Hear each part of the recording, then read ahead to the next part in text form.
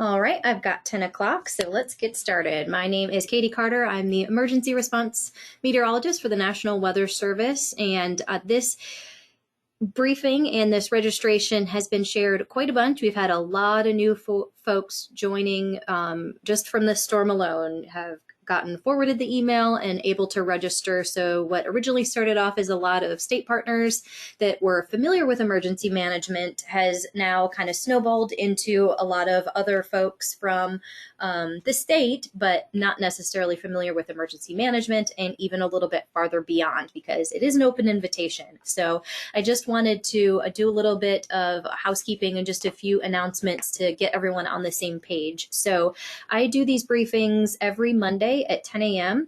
And then every time that there is a weather event such as this, we will schedule additional accordingly. But the only standing weekly briefing is Mondays at 10 a.m. If there are changes, we will send out an email stating that there will be a briefing today or whenever the days are. And I've had a lot of questions about the registration link because people are getting the email forwarded and want the link. Now, unfortunately, it is a unique link for everyone, so you have to register to get your unique link. And when you do that, it is sent out 1 hour prior to the start of the meeting, just as a reminder.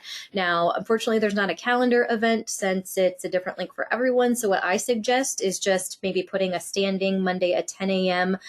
So that you remember that we do this on Mondays, and it's the same link for you every single time I schedule an additional one. So it doesn't change. The link will be yours every single time I do a briefing.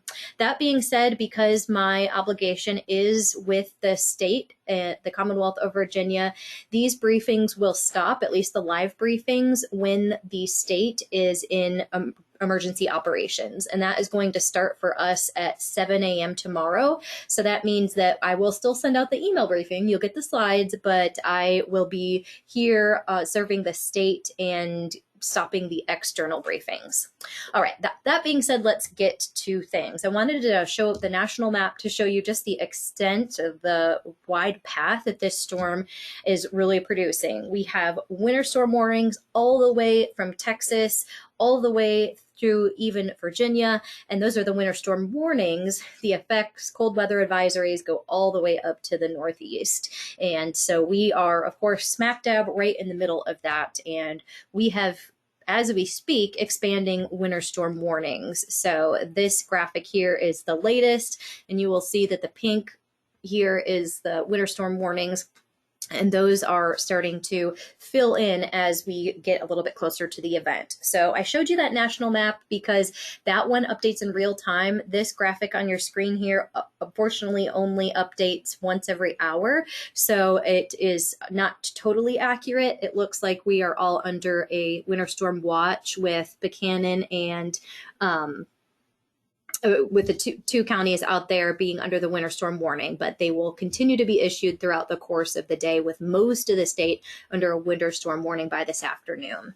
And the update today is really not too much of a major update, other than the fact that we're really emphasizing the threat for high possibility of devastating amounts of ice. They're looking more and more likely when even a few locations in central and southwest Virginia have the possibility of seeing 3/4 of an inch or more, up to an inch of freezing rain, creating ice, and really catastrophic if this forecast is realized. Quite frankly, you know, that is definitely a word that we don't take lightly, but widespread trees will be down if this forecast is realized. Widespread power lines, for the power lines that are not buried. We do have a lot buried here in Virginia, but still widespread power outages likely. And intense cold following this storm is going to make things really difficult for folks who lose power.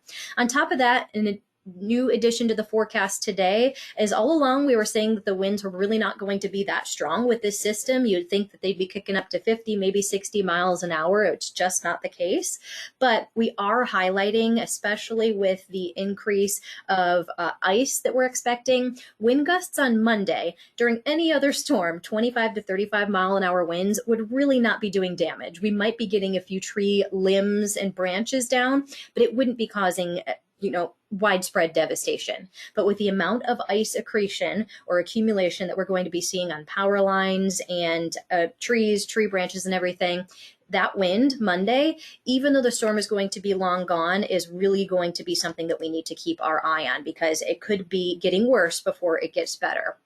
This overall winter storm threat hasn't much changed in recent days, but just to show you, we have labeled extreme threats for snow and sleet on Saturday and Sunday for different parts of the state. In terms of ice, we have significant impacts expected on Saturday, and then extreme impacts Sunday for central and southern portions of the state. And we did add the orange or elevated threat for strong winds on Monday. After the storm is wrapping up, that is what we're looking at, the impacts from ice and the combination of gusty winds.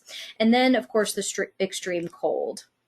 Winter storm watches, as I mentioned, this is slightly outdated graphic, but as we speak, the National Weather Service is currently coordinating upgrading the winter storm watches to winter storm warnings. It will be for almost the entire state by this afternoon, with really the only exception of Hampton Roads, likely, because it'll be a little bit milder there. So it's looking like they will see less in terms of snow and freezing rain, and not quite meeting that criteria. Cold weather advisories also issued for a good part of the state. You can see here the only reason that the western part of the state is not under a cold weather advisory right now is because they have lower criteria. So it's not technically going to reach their criteria, even though they are going to be just as cold. So just keep that in mind. It's going to be cold statewide, and this is from tonight through tomorrow morning.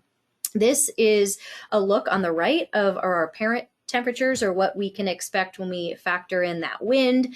0 degrees in the city of Richmond, but also notice that especially north in northern Virginia and north on I-95 and west on 64, we're looking at single digits below 0. So it's going to be cold. And I see cold weather advisories continuing after the storm as well. Now on to our expected snowfall event total. We're now at the point where we could talk about the whole entire storm and not just half of it or most of it. So this goes until 7 a.m. on Monday. What we're expecting has pretty much not changed in the last day or so.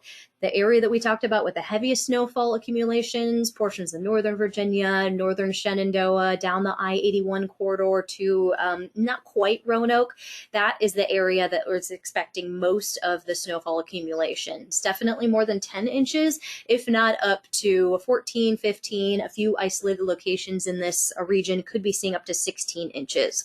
It'll start as really dry, fluffy stuff, and then the second half of it come Sunday is going to transition pretty quickly over into heavy, wet snow, but they will remain snow the entire time. That goldenrod color, the yellow just south of that, stretches into northern Hanover County, over into the northern neck, down to Lynchburg through Cumberland County, and then back to just north of Roanoke. That's the 8 to 12 inch band. And then the light yellow that you see there stretches right through the Metro Richmond area, through the rest of the northern neck and middle peninsula, and that does include Roanoke as well. That's 6 to 8 inches. And then the blues south of that, you can see how quickly those snow totals drop off.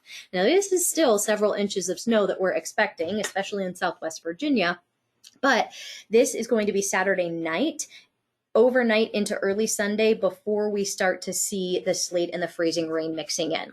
One thing that I really want to emphasize here is that, especially from in between these two yellow colors, this line here from northern Hanover County that goes in between the two yellows, these numbers could be half of it is snow and half of it is sleet. That's what is so difficult about this system, is that we're looking at the intrusion of so much sleet that it is likely to be a mix. So for example, the city of Richmond, 6.2, it's not going to be 6.2 inches of pure snowfall. It's going to likely be something like 3 or 4 inches of snow, and then 2 or 3 inches of sleet to get us up to that 6 inch mark. Just kind of throwing that out there. It's going to be really sloppy.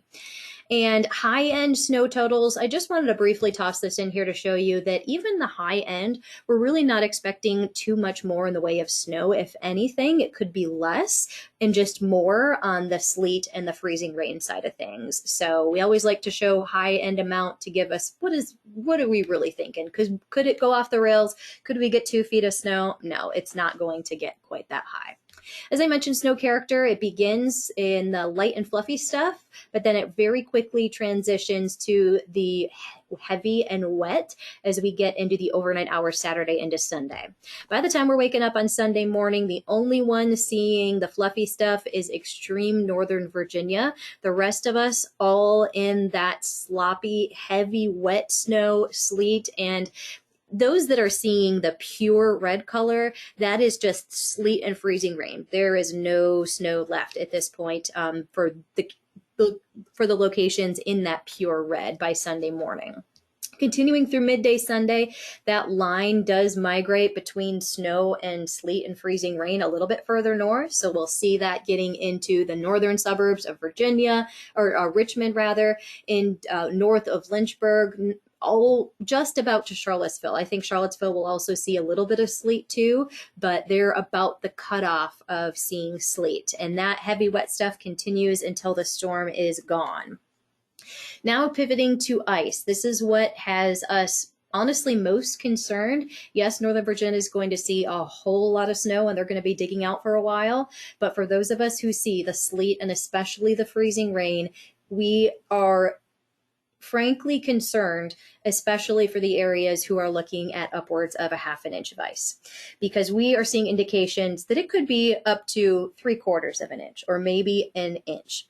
And when that is the case, we're talking about devastating damage to trees, to power lines.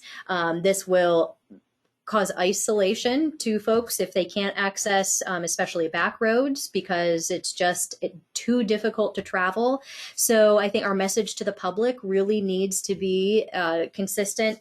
Stay off the roads, just as all of the partners are saying, and just prepare as best as you can, because you may be without power and you may be isolated just due to the conditions for days after the storm is gone.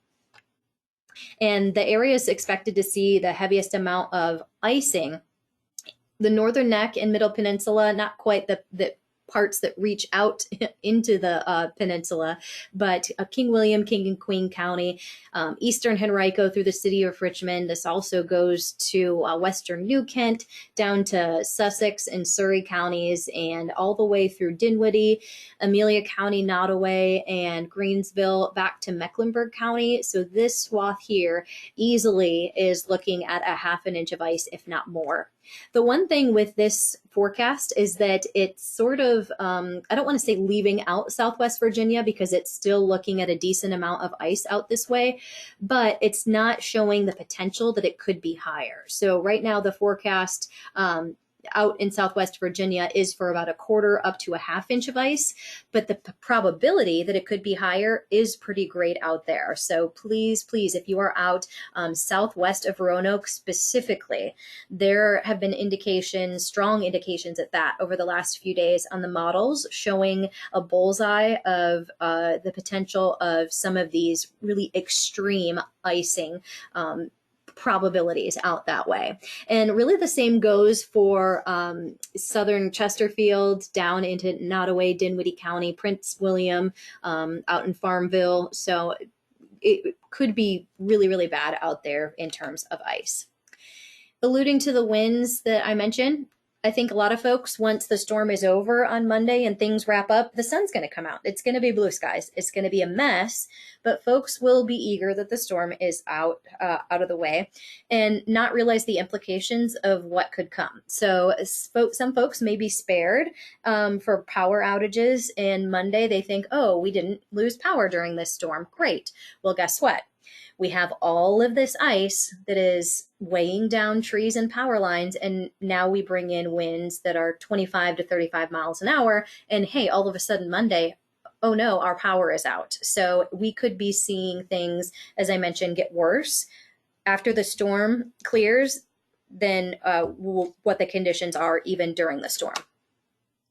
I'm going to kind of breeze through the onset times because if you've been on these calls, if you've seen the slides, these have not budged in, I want to say at least 2 days. We have not made any changes to the onset. We're still expecting an afternoon start in the western part of the state, late afternoon, evening through Piedmont and 95, and then Saturday evening east of 95. That's the onset of the snow. And we all will start as snow, but it's overnight that we start to see those changes. And then end time, ending late Sunday night in the western part of the state, Piedmont up to about I-95. Things wrap up early Monday morning. And then we could be seeing some lingering, honestly, a little bit of everything. Probably not snow at this point, probably sleet and freezing rain lingering Monday morning for areas east of 95 and especially out toward the eastern shore.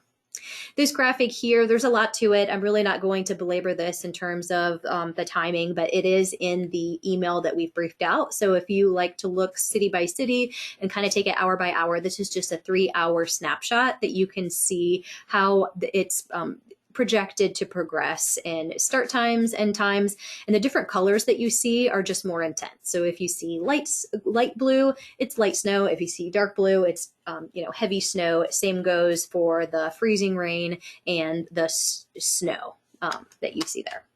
Winds and wind chills, we have been harping on this for a while too. Power outages could lead to some pretty serious concerns for folks who do not have heat because it's going to stay in the single digits and teens wind chills through next week. I mean, at least the middle of next week. And another cold shot. So I see probably the entire state getting another cold weather advisory Monday night into early Tuesday. That is the briefing. The one last thing that I'm going to leave you with, because I just like to see the visual and how it plays out. Again, this has not changed either. Jeff Orrock has been on and given the briefing the last 2 days. I've been tied up in other meetings, so I wasn't able to see what he provided. I'm pretty sure he probably did this as well. And if you have seen it, not much has changed here. The timing really hasn't changed if you just want to stick around to see, again, how things progress. But this is the GFS, and here we are at 5 p.m. on Saturday. You could see it starting in Western Virginia. Progressing by 7 p.m., just about to the I-95 corridor, but on the leading edge, you can see sort of lighter blues. So it'll start off as light snow, and then we're really starting to get going with that heavier snowfall rate back in Southwest Virginia at 7 p.m. Continuing on into the 10 o'clock hour on Saturday, you can see that snow spreads north. It's all the way in Northern Virginia, and we're really starting. This is the time frame between, I would say, 7 p.m. and the early morning hours before sunrise, where we really start to get those accumulations of snowfall. And it continues. It's cranking in the early morning hours of Sunday. You start to see the intrusion of sleet. The pink that you see there is sleet, and the purple is freezing rain. Continuing into 5 a.m. on Sunday, and then really the big difference is 7 a.m. This shows that sleet line just south of Richmond all the way back to Roanoke and Lynchburg. So that's when snow will be replaced with sleet for this area here. It'll reach the Richmond area pretty soon after sunrise and then continue moving northward into the later morning hours on Sunday. And the governor in a press conference yesterday, along with all of the partners, VDOT, VSP, they have all been consistent with the messaging to stay off the road starting Saturday night through Monday morning, unless you are a first responder, someone like emergency management, nurses, that kind of thing. And then sleet and freezing rain really make an entrance a good chunk of the state through midday on Sunday and just keeps cranking. Far northern Virginia stays in the snow. That's why they have the really, really high snow totals. And then even at 7 p.m., you can see that this storm is far from over. It continues through the overnight on Sunday and even into Monday. But this is early Monday, the last little bits of it moving out, and then this is 5 a.m., so east of 95 at that point. But Monday, the sun will come out. It'll just get pretty windy, and that's when additional outages are looking likely. So now taking a look at some of our questions, looking ahead, are we still thinking about another snow event on 131? We are tracking that potential. We are keeping our eyes, of course, on this. right now, but we can take a look out. Now, in the weather world, that is still a good ways away. This is just a model projection, but you can see this is the GFS. It's bringing a system coming from the Gulf, and any system that comes from the Gulf picks up that Gulf moisture. It's, of course, not tropical at this point, but it gets drawn into that cold air, and it is showing the potential of another snowstorm on the last few days of January heading into February. It's still a lot can change with that, but yep, we are tracking that, Greg. Any other questions?